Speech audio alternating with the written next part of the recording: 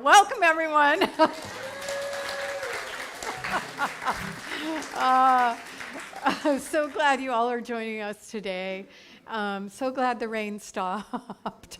And right now I would like, if you are able, to invite you to stand and we'll sing our way into the service.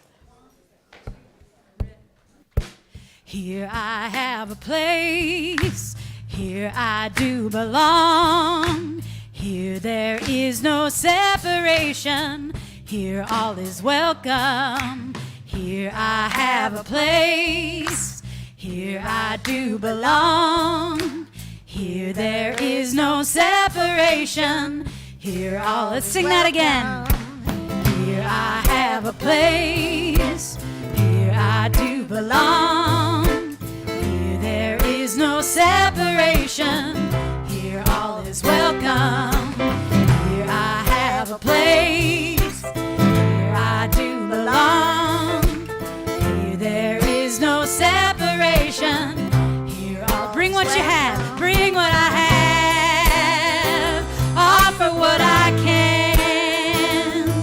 I'm exactly where I need to be, right here as I am. Bring what I have, offer what I can. I'm exactly where I need to be, right here as here I have a place. Here I have a place, here I do belong. Here there is no separation, here all is welcome. Here I have a place, here I do belong. Here there is no separation, here all is welcome. Bring what I have, offer what I can. I'm exactly where I need to be, right here as I am. Bring what I have, offer what I can. I'm exactly where I need to be, right here. I am love. Sing now. I am love. I am love. Yes, I am whole. I am held. Yes, sing it out. I am love. I am love. Yes, I am whole. I am held. Oh, sing it out. I am love. I am love. Yes, I am held. I am held. Yes, I am love. I am love. Yes, I am whole. I am held. Here I have a place. Here I have a place. Here I do belong. Here there is no separation. Here all is welcome. Here I have a place. Here I do belong. Here there is no separation. Here all is welcome. Bring what I have, offer what I can. I'm exactly where I need to be, right here as I am. Bring what I have, offer what I can. I'm exactly where I need to be, right here as I am. Here I have a place, here I do belong. Here there is no separation, here all is welcome. Welcome, all you beautiful faces. Take a minute to greet some of those neighbors out there.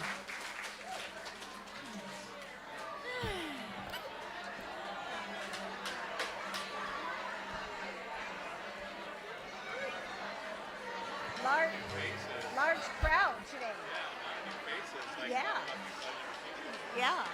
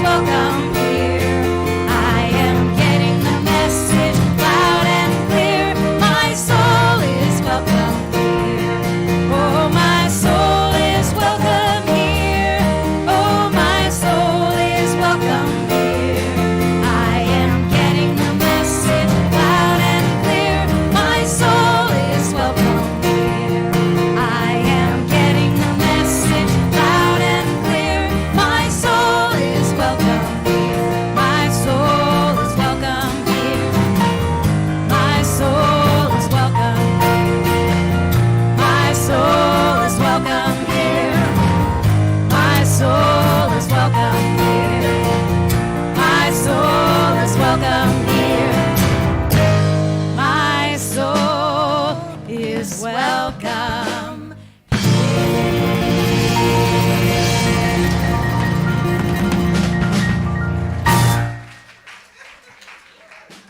Do we have children here with us today for our kids program? I think maybe I saw a couple come in.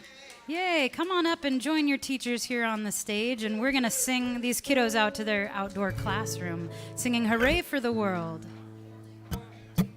Hooray for the world, I'm glad to be on it. Hooray for the world, I'm glad to be on it.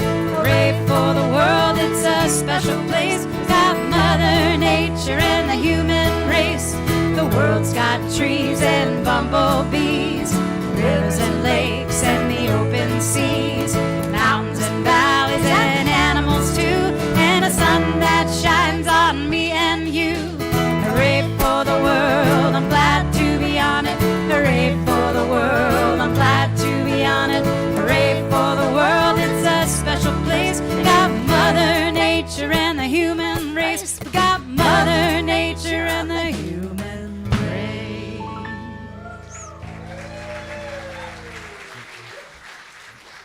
Let's hear it for the band.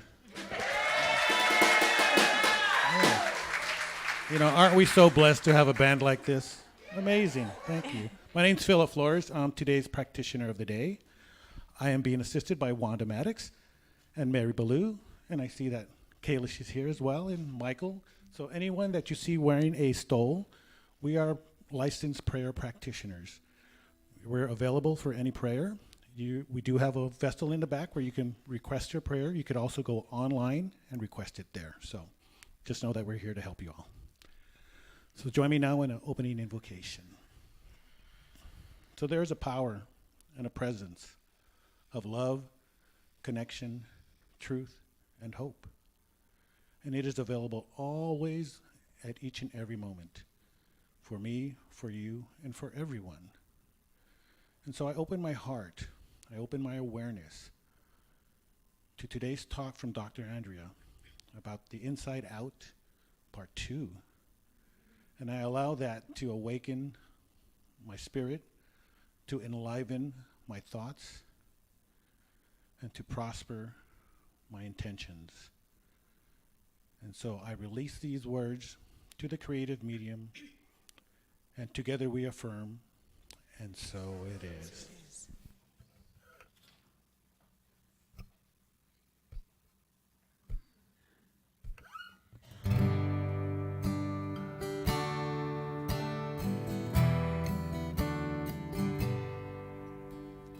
Loving Spirit dwells in me.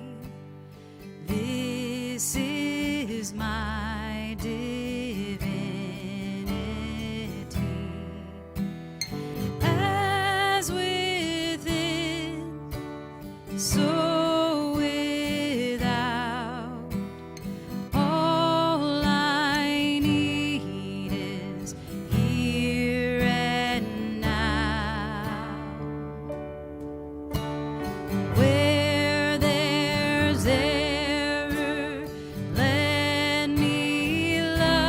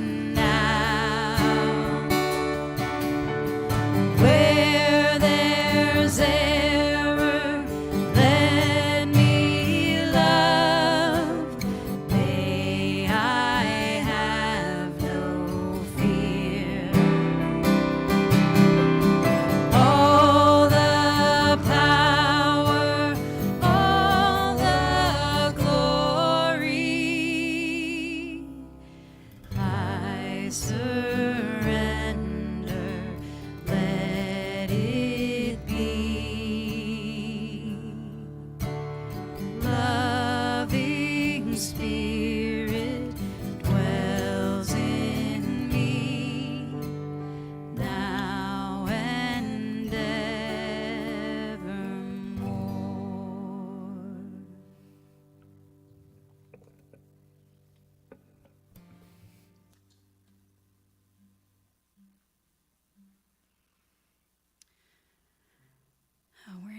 Moving into more of this musical meditation together. And this is a song that came through some months ago, and I think I've brought it maybe one other time to y'all. And what I have experienced in this last year is more and more so just like holding everything with these open palms and realizing that the more I do this, the more everything just flows because I'm not grasping to anything. So that's where this song came from. Well, it was gifted to me upon waking one morning.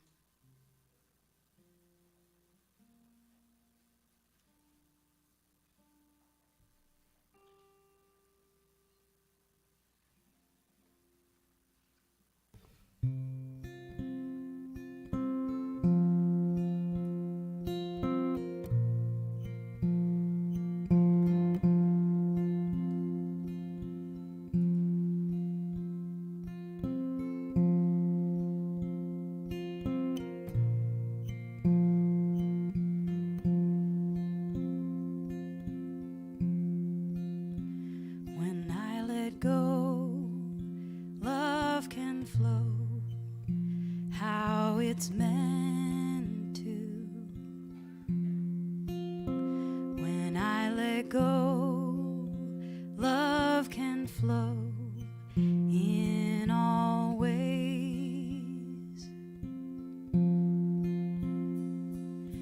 to me, through me, alive in everything. When I let go, love can flow how it's meant to. When I let go, love can flow how it's meant to. When I let go, love can flow in all ways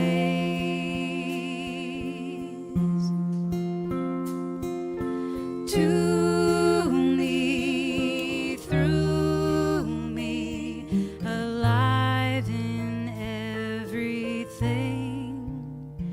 When I let go, love can flow how it's meant to. Let's sing that again.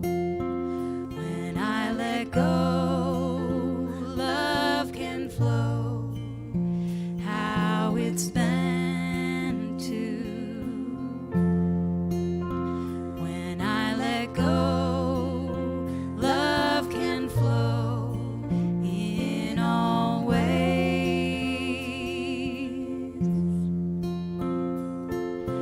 to me, through me, alive in everything. When I let go, love can flow how it's meant to.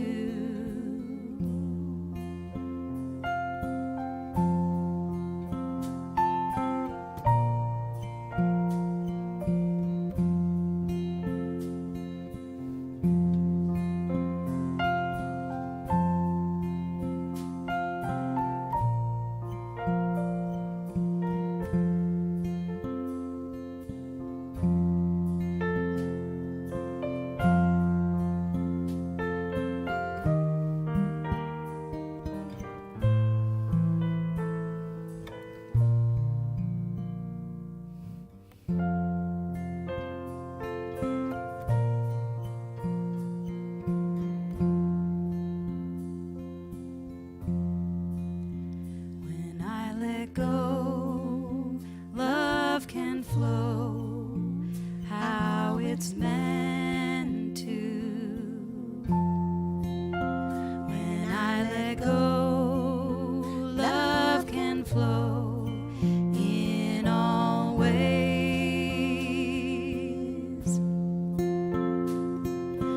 To me, through me, alive in everything. When I let go, love can flow how it's meant to.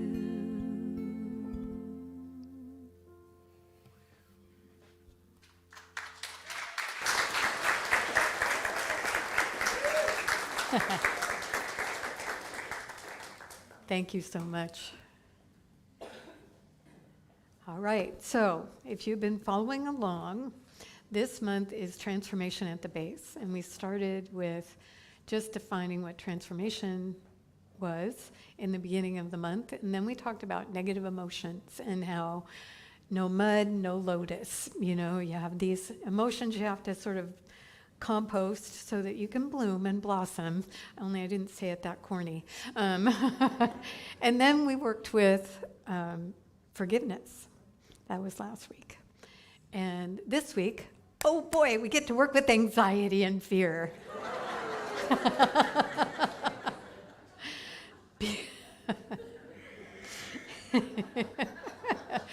Now, let me see a show of hands. How many of you have never felt fear or anxiety? Raise your hand. Really? No? Yeah, me either. Yeah. Yeah, it seems to be part of the human condition. And so, of course, all of the great spiritual teachings have things to say about fear and anxiety and what to do with it. And so I thought I would talk a little bit about that today. The title of the talk, Inside Out 2, is based on a movie that really you must go see. I don't care if you don't like animation, go anyway. Or I think it's on Disney now. But this is a movie about, it's sort of the second version of following this little girl who now is becoming a teenager. And she had all the basic emotions in the first movie. And now, all of a sudden, with puberty, all these other emotions have showed up. And anxiety shows up and says, oh my gosh, I'm anxiety. Where can I put my stuff? Because they're staying for a long time. And anxiety actually takes over the movie for a while. It's anxiety producing. And that's what made me think of the title, is because I wanted to talk a little bit about what to do, because spiritual folk really have some pretty good solutions and ideas around this whole topic of fear and anxiety and worry. And so let me start with where I started. You may remember that I was an Episcopalian, and my major in college was sociology, but my minor, which had almost as many credits as my major, was religious studies. At an early age, I was drawn. And so in my religious studies class, believe it or not, this is what Father Matthew had us buy, was this version of the Bible. And thank God, because it's a lot more readable than the King James, which I was raised on. So if you weren't raised in Christianity, which many of us were not, I'll set the stage. So Jesus has shown up, and he's starting to attract notice and interest, and he's wandering around with his disciples and gaining more and more notoriety and fame. And so he gets to a point where there's a lot of people that have shown up at this one, we won't call it a venue because it was basically a mountain, but you know, and they want to know how he can be the way he is. And so he starts teaching from, high on this hill so that they can hear him, And he's teaching all kinds of things. So in that teaching, if you've ever heard the Lord's Prayer, that was part of it. But this is the one that it was one of my favorite parts. Maybe I was more anxious than I thought. He said, "Therefore I tell you, do not be anxious about your life, what you shall eat or what you shall drink, nor about your body, what you shall put on. Is not life more than food, and the body more than clothing? Look at the birds of the air. They neither sow nor reap nor gather into barns, and yet your heavenly Father feeds them. And which of you, by being anxious, can add 1 cubit to his span of life?" So that was reassuring. At that point, Heavenly Father was somebody outside of me, and now it's not. But the message is still the same, which is, hey, there's a spirit, a presence, a divine essence, a universal energy, whatever you want to call it, the Tao, the Buddha nature. There's lots of words that try to capture for people this thing, this amazing presence. And what that teacher was basically saying was, hey, if you really pay attention, you really don't need to worry, because there's something greater going on here that's moving in you and through you and around you. And when we focus on that, we can let go of worry and trust that something's moving, shaping us, flowing with us. Welcome, you guys. And it's sort of like the song we just sang together about it, when I let go, things can flow, right? So that was basically Jesus' message, only not as beautifully sung. But then I was thinking about sacred chant, which I really love. There's a wonderful group called Shantala. Have any of you been here when they performed? Yeah, they're coming back in November. And Shantala is a man and his wife, and these incredibly accomplished musicians who sing sacred chanting from India. And what I've always loved about that is this one particular instrument, the harmonium. Are you familiar with it? And what's interesting about the harmonium is that it has keys, and it's kind of like an accordion, only it sits on the floor. And underneath every chant is what's called the drone. And so there's the melody going on, but there's always this yang, yang, yang, yang, yang. And that's kind of like fear. In Indian music, actually, they blend both parts of our experience, the melody, the happiness, the joy, the celebration, with this underlying other thing that for sacred humans is happening all the time. This awareness that we don't have that much time here. This life is impermanent.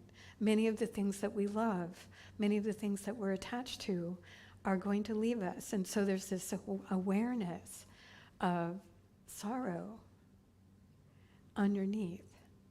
And I was reminded of this in part because my youngest granddaughter, who's almost 5, all of a sudden realized that things die.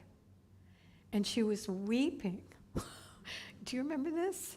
Maybe with your kids or yourself. She was weeping.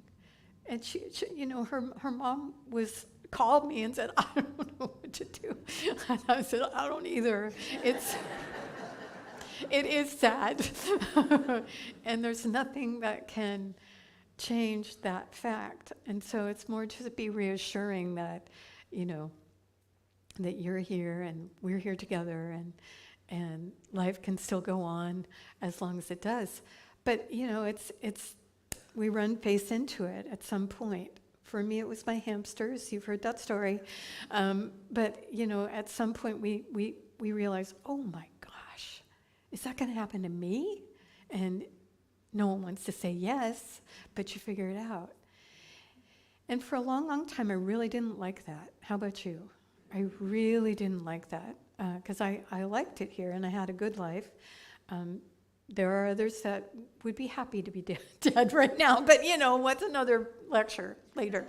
And And eventually, in my spiritual training, I began to see that maybe this whole place is set up because it's such a lesson.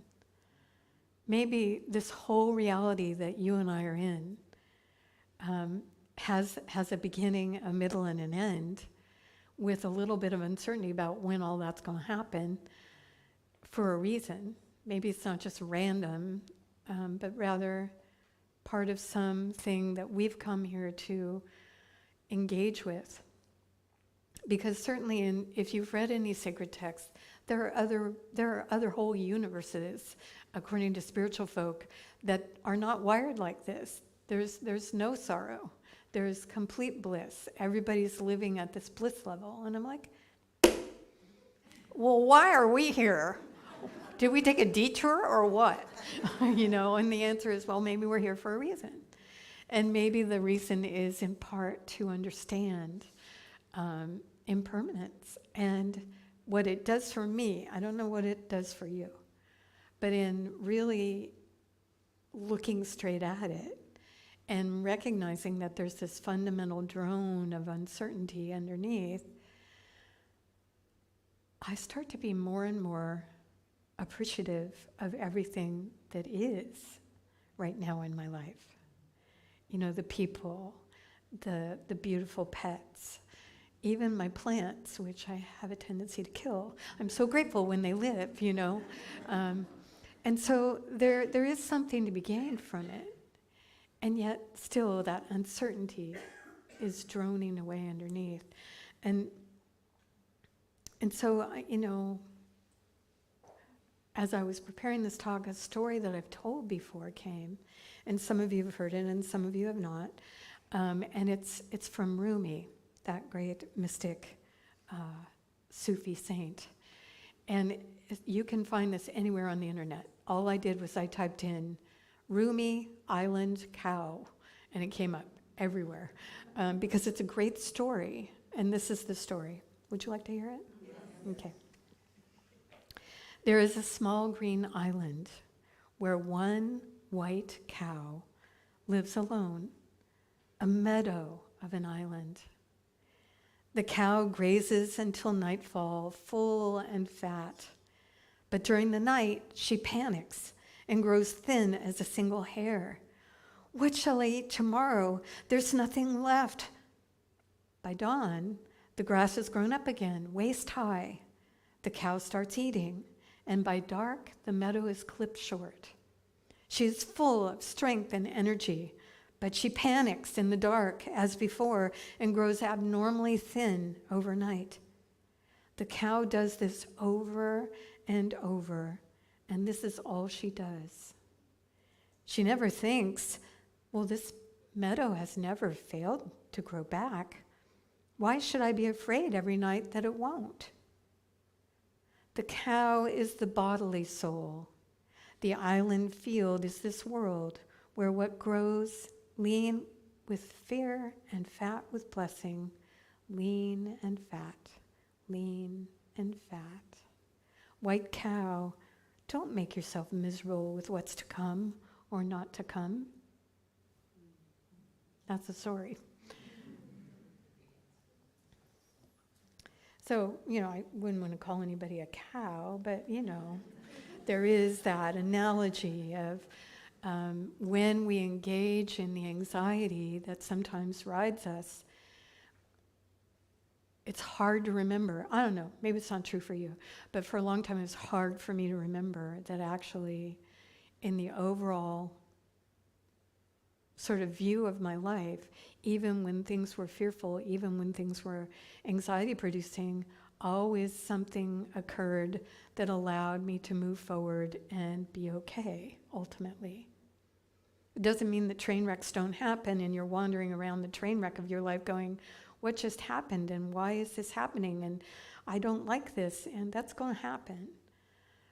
But at one point or another, you sort of have to walk away from the train wreck and kind of go, okay, that did happen. And now here I am, and look, I'm okay. I'm really okay. and then you move forward. So as I was preparing the talk, I thought, well, okay, now you've made your point about what anxiety is and the drone and impermanence and all that stuff and worry, and nobody raised their hand and all that. So what do we do about it? I bet you want to know. I sure want to be reminded. So as I was preparing this, I realized, well, that's interesting. Everything that I thought about starts with an A. So the 4 A's. So the first thing about what to do, particularly when anxiety has a hold on you, which I'm sure that's not true for anybody here, but maybe later and you'll remember. So the first thing that every spiritual tradition in one form or another in their own sacred language says is, all right, step 1, you have to be aware and awake. 2 A's. Aware and awake to your thoughts, to that anxiety, to that fear. You have to actually realize that it has started up. And this seems very basic, you know? Like, I mean, I'm sure some of you are going, well, no kidding, you know when it is. But actually, there's a moment before you know that you can actually move toward, where you're paying enough attention that even as you start feeling its beginning, you can turn and face it. And this is not what I was trained to do. I don't know about you. I was trained to try to distract myself so that I turn on the TV, turn on music, eat something. That was my favorite. Do something. And even now, if I'm not careful, I notice that I've all my life, if I have some worry thoughts that start, especially when I'm about ready to fall asleep, I actually find myself moving my body to disrupt the thought, which isn't bad. That's great. And what's even better is to become aware and awake to it starting up before it even gets to the point of actually talking to you. Why is that important? Well, it's a passing state, this worry and anxiety. It may feel like you live with it forever, but actually when we become awake and aware in it, it comes and goes. For some people it comes and it stays for a while and it goes. For other people it's fleeting, but it does come and go, I swear, I promise. And we can help it calm down when we can catch it as it's starting up, which leads to the next one, which is, the next day is anchor in the present moment. Anchor. And what that means is, as we become awake and aware that something has come up, and we anchor into the present moment with our whole being. Our breath is one way that people teach how to do this, where anxiety has taken hold, and maybe you've been taught different breathing techniques. You know, there's the 4 part where you breathe in 4 times, you hold 4 times, you breathe out 4 times, you hold 4 times. You know that one? Yeah. So breathing is critical when we're working with difficult states because it allows us to anchor the body in the present moment. In other words, the buzzword these days is mindfulness. We become mindful of our body, our breathing, our sense of self in the present moment, because almost without exception, in fact, I wonder if there even is an exception, worry and anxiety do not have to do with the present moment. They just don't. If you think about the last time you were worried or anxious, if you really think about it, not hard, it's either about the past or the future. I can't think of a time when it was actually about the right now moment. Now it could be the next moment, but still future. Or it could have been the past moment, but still past. So anchoring in the present moment is an incredible opportunity to bring ourselves into the now, where anxiety and worry have no place. They don't have any place to be. And once we've done that, then we have the opportunity to really sort of notice the story that was wanting to be told. So you don't ignore it. You know, this is not about suppression. This is about paying attention and being awake with what's going on. So awake and aware, anchor in the present moment, and then attend to the story without attachment. Lots of A's in this. So what do I mean by that? Well, Thich Nhat Hanh used to tell a story that has stayed with me in working with strong emotions. He used to say that, imagine that there is a young mother. We have a young mother who's walking her baby. And so the young mother is ready for the baby to go to sleep. And so takes the baby into a darkened room and gently puts the baby down. The baby's already mostly asleep. Have you done this? I have done this 3 times. Backs up very quietly, leaves the room, shuts the door partway, goes and has a break, makes a cup of tea, sitting down, possibly even going to read a book for the first time since the baby was born, starts to read the book, and all of a sudden, wah! And the baby's crying. And what Thich Nhat Hanh said is, okay, you listen, but if the baby keeps crying, the mother puts the book down, gets up, goes into the room, and the first thing she does is she picks up the baby and just comforts the baby. The baby's crying, comfort the baby. And then start checking. Is there something that's hurting the baby? Is something too tight? Is there something going on? Are they breathing okay? All that. But that very first thing of picking up and comforting. And that's what we do with our own anxiety and worry stories. Is when they start to arise, we ground ourselves, become aware of them. In the present moment, we go and we pick the story up as if it was a baby that needed comforting, because it does. And we just pay attention to the story without being attached to it. This is not my story, it is the story that's being told somewhere in my being. But I'm not that story. And so you comfort yourself, which sounds really weird, but I tell you what, as soon as I heard him tell that story, I started practicing it. It works every time, and that's what we're really about here, is spiritual work, right? We want things to work so that we feel peaceful and able to move with grace. So picking up the baby of worry, checking to make sure that nothing's really wrong, that it's just a story that's being told.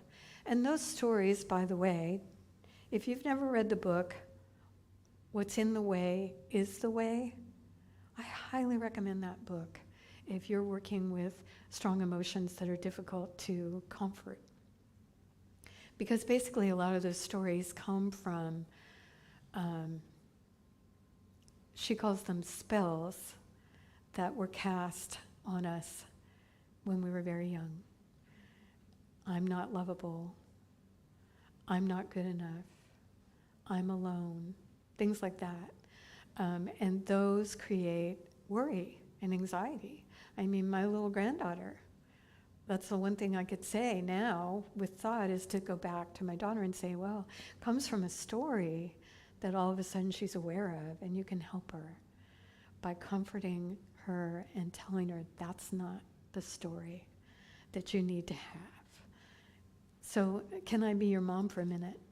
That's not the story you need to have anymore. Of course you're lovable. I've never met a sacred human that wasn't lovable somehow. Maybe not easily, but somehow. And the last A, and it's actually another 2 A's, is accept and allow.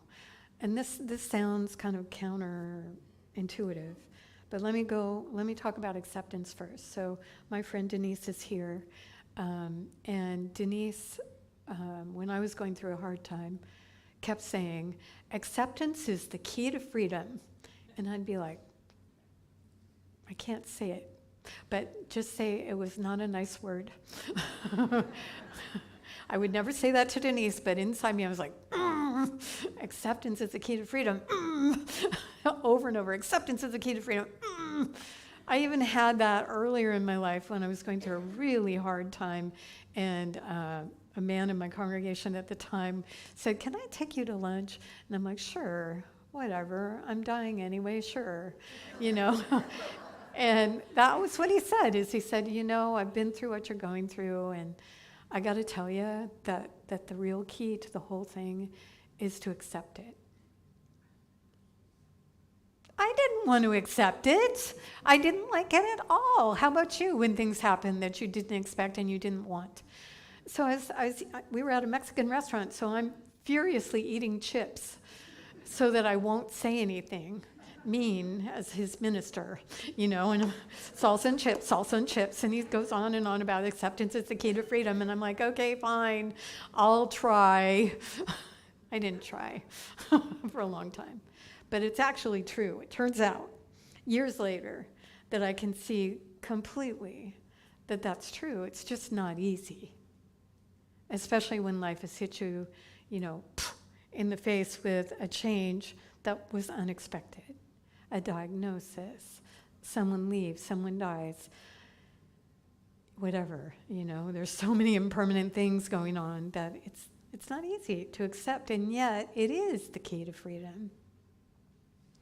And then that leads to allowing, and what do I mean by that? It doesn't mean, let's say the impermanence that happened is someone was really awful to you and you had to leave. It doesn't mean you allow that to happen again. You know that. I wouldn't tell you that. Nobody in the right mind would tell you that. So what does it mean? Allowing means allowing ourselves the grace to be in whatever is difficult and remembering that this too shall pass. Remembering this too shall pass. And that's just an incredible thing. I had this experience this week. I was mediating a very difficult situation. I'm working with the ethics department of our overall organization, and very difficult situation arose, and part of the difficulty was that someone who had no business being in what was going on at all kept harassing everyone, including me. And so as I was sitting there, I was like, this too shall pass. I would say to myself, remember, this too shall pass. And then I would literally allow myself to think about making dinner that night, how wonderful it was going to be, and how I couldn't wait to see Joe as this person is harassing. I'd just be there going, this will pass, and this has nothing to do with me, and my life is great. And it took a lot to keep saying those things to myself, because what was coming at me through the phone was not nice. And it wasn't like I was ignoring, but on the other hand, I needed to remember that part about not being attached to the story. I needed to realize this has nothing to do with me at all. I just happen to be in the role of mediating something, and they don't like what's going on, and so they're blaming and criticizing and. I'm sure you don't have anybody like that in your life, but in case, just later, remember this story, because I'm telling it for you. I already lived it, but just in case. So allowing means allowing ourselves to really remember who we are. And who are we? We are the beloved. We are the divine's expression in this lifetime. We, in Science of Mind, actually believe that Spirit took incarnation through each one of us to live out a new expression of itself that was entirely unique. And so our whole life is an expression of how we shape and move with Spirit. And so those moments when we have to say to ourselves, all right, this is not what I expected, this is not what I wanted, this is not what I like, this too shall pass, are really important moments of remembering the truth of who we are. And for a lot of us, we weren't raised with that idea. And yet I'm absolutely convinced that yes, there's a historical dimension where we were born, we live out our lives, and we pass into something else. But at the very same moment that that's all going on, there is a vertical experience that travels with us the whole way of the immortal, eternal beingness that we are. And so getting caught in these worry stories, these anxieties, is really unnecessary to the overarching experience of who we are. Totally understandable. So have any of you seen Inside Out 2? Because I don't want to do a spoiler, but I'm going to. So anxiety takes over, completely takes over, shoves everybody else, including joy, out of the way, banishes them to the outer darkness, and takes over, thinking that if everybody just listens to anxiety, everything will be fine because they've got this, they can control this, and of course they can't. And so finally at the very end, there's a realization that actually anxiety can't control anything, and that even trying to control things is making everything worse. I bet you've had that experience. I have. So why don't I do a prayer, and we'll move into our day for the clarity of these ideas, being awake, being aware, being able to anchor into the present moment, being able to attend to the story without attachment, and being awake and aware to accepting our true nature, whatever arises. I know for me, and I know for everyone listening, that there is indeed a divine essence and energy that is universally everywhere present, but actually takes shape uniquely and individually by means of each of us. So I now remember that my life and my experiences are the shaping of reality that I am doing with spirit on board, always saying yes, beloved, yes. Have the freedom to create this life of yours any way you want. And so I choose in this moment to remember my creative power, that I have the ability to be awake within my own thinking, feeling nature, to be awake to what my mind is telling me, and to not necessarily believe it if it doesn't seem to resonate with the deepest truth that I am spirit in action. And as I remember this, I realize that any thoughts of worry, any feelings of worry, any sense of anxiety that I may be carrying can be accepted and helped with my full presence in the here and now. And so I accept a deep willingness to be here with myself and now, attending to those places in me that need attention without necessarily needing to do anything with them. And as I do this, I am freed from being shoved and pushed to control things that are beyond my control, for one thing, but also to be free to move in new ways, with ways of thinking and feeling and acting that are much more congruent with my true nature, which is love, which is joy, which is peace. And I accept love, joy, and peace moving through me.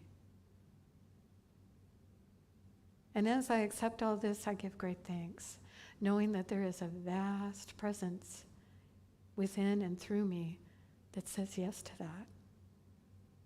And so it is. Thank you.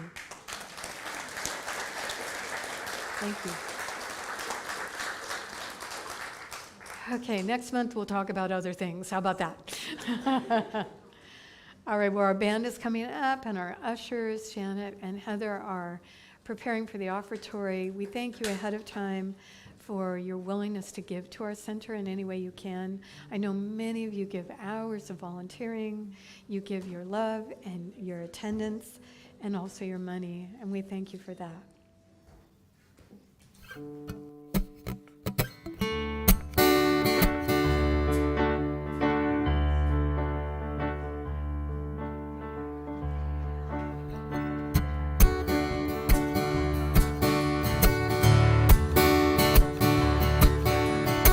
This little light of mine, I'm gonna let it shine. This little light of mine, I'm gonna let it shine.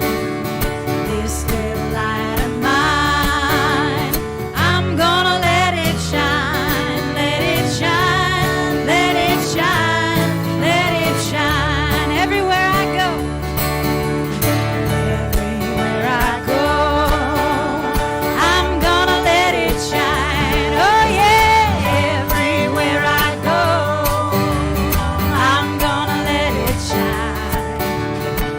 Everywhere I go, I'm gonna let it shine. Let it shine, let it shine, let it shine. All of my life, all of my life, I'm gonna let it shine.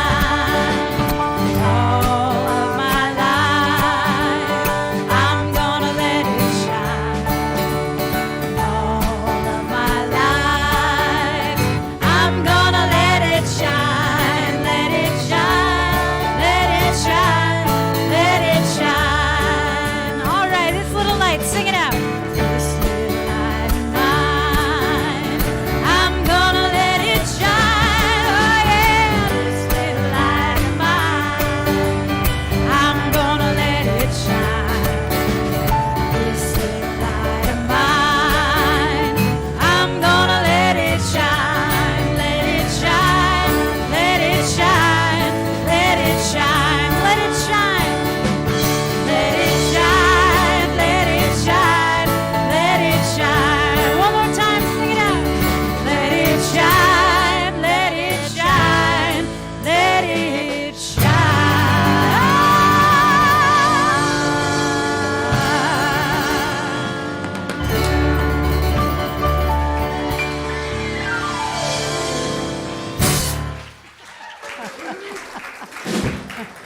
Okay, have a seat, and we'll do some announcements, and then we'll sing one more time. So we are having several different artists, people who have created an altar, an homage to Mother Earth, beginning to install works along our walking trails. And we're going to have an installation ceremony, and we're going to invite you to walk those trails with us on September 15th if you're here. And we're checking with anybody who had an idea and they thought they missed the deadline, just to make sure if you have an idea and you want to do it, this would be the time. And there's an application, and the application is just so that we know you're doing that, and we can contact you and let you know kind of where to position it or things like that. So pick up an application, and this is our last shot. So if you have an idea, do it now. And then, this is so great, great picture of Kathy Angel. Kathy Angel, one of our members, started her own business 3 years ago, I think it was, and she is going to be our guest speaker for our business breakfast called Spirit at Work. This is a monthly breakfast that goes for 9 months of the year, and we're starting up in September. You're invited to come. It's particularly relevant for those of us who are entrepreneurs, self-employed, managers of people, have our own businesses, things of that sort, and very inspiring. And what's lovely about it is, unlike going to, let's say, a Chamber of Commerce breakfast, this is spiritual in nature. So spiritual principles are talked about and how to apply them to our business. So if you'd like to go, there's a sign-up sheet, and it'll help us know if you're gluten-free, dairy-free, that kind of thing. And then come on the 4th. Okay, now this doesn't tell you anything really. So I'm going to tell you a little bit more about this. So I have a friend in ministry named Reverend Michelle Wadley.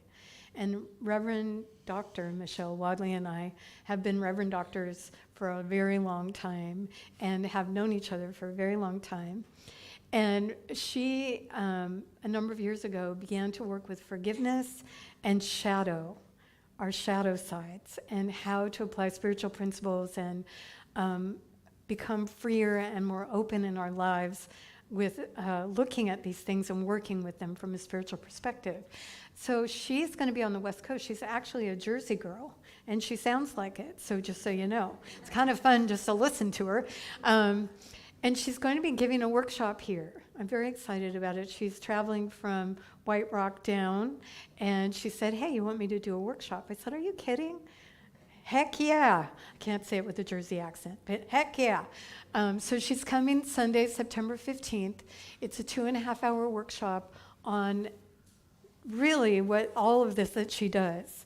And so I'm very excited to be a part of it, and I'd love to invite you to come. And so there's a sign up for her workshop. She needs to know because she has lots of handouts that are very helpful and homework that you get to take home with you to do. And it's kind of a taste of what she's been offering the last few years. Really a neat woman, very interesting. Hope you'll come. And then I'm going to begin teaching a class September 17th for 5 weeks called Mental Equivalence. It's an accredited Science of Mind class.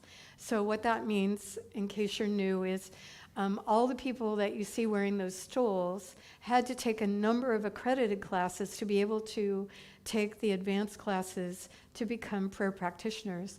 So that's the only reason it's super important to know that this is an accredited class. Otherwise, it's just a fun class. And it's a basic class talking about how to create reality.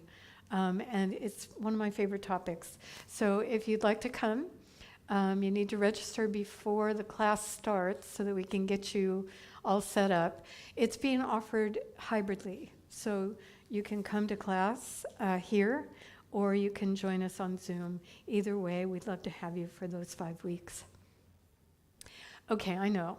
The Harvest Dinner isn't until October 26th, but I wanted to let you know it was happening so you'd mark your calendars. And if you identify as a witch, we are going to be having some practice sessions for the witches' dance. And you can see Mary Ballou about that. The witches' dance will open the Harvest Dinner. And yes, this is a costume event. It's not mandatory. We never do anything mandatory around here, but it is fun. One year we had a 8-foot-tall T-Rex came. It was a little hard to dance with them. But we'd love you to mark your calendars and plan to come. It's a wonderful community, get-to-know-you celebration. And there's a vegan entree as well as a meat entree. And all the sides will be available to everybody. So we hope you'll come, and you'll hear a lot more about it later. But I wanted you to know. And then if you didn't hear, there is a wonderful online thing called 100 Days of Mindful Practice for my election intention. And I have that here if you want to take a picture of it after the service, because you need to text join at this number. It is not Democratic or Republican. It is spiritual. So it doesn't matter who you're oriented with. But it is a neat thing to set our intention, be clear, and be peaceful and joyful as we move into this election season. So I'll put this down here in case you're interested. And then Kayla Schlebiel, right there, once a month does a Zoom conversation called Conversations in Consciousness. And this particular one, she is going to be doing a really cool process that the men's group just did when they met this last month, exploring how to create a more beautiful world for ourselves and everyone. And it's by means of a conversation. So if you're interested in coming, this happens from 7 to 8 on Zoom, and you can talk to Kalish after the service if you'd like to get the Zoom, get signed up for the Zoom. And so that's happening tomorrow. Yeah. And we had Guys and Grills yesterday. It was incredible. How many of you were at Guys and Grills? Yes, there were 39 of us. All the guys did an incredible job. Yay, guys. Even though it was raining, we had a lot of fun. So I was grateful to be a part of that. Thank you so much. And I think now it's time, if you're able to stand, and we'll sing our way into our day.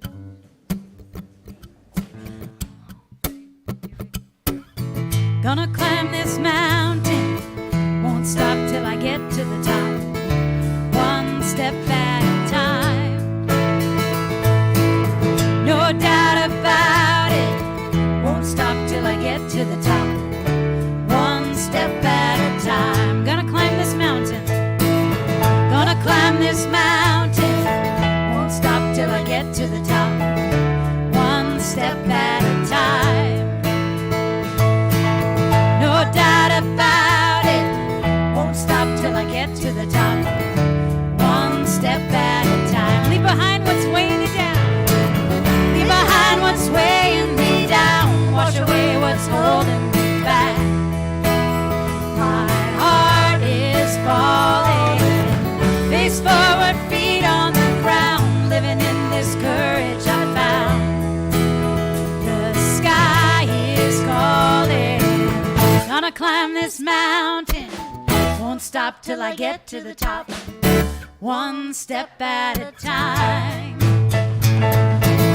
No doubt about it, won't stop till I get to the top, one step at a time, one step at a time, one step at a time, one step at a time, one step at a time, one step at a time. It was so great to be with you all today. We'll see you again soon.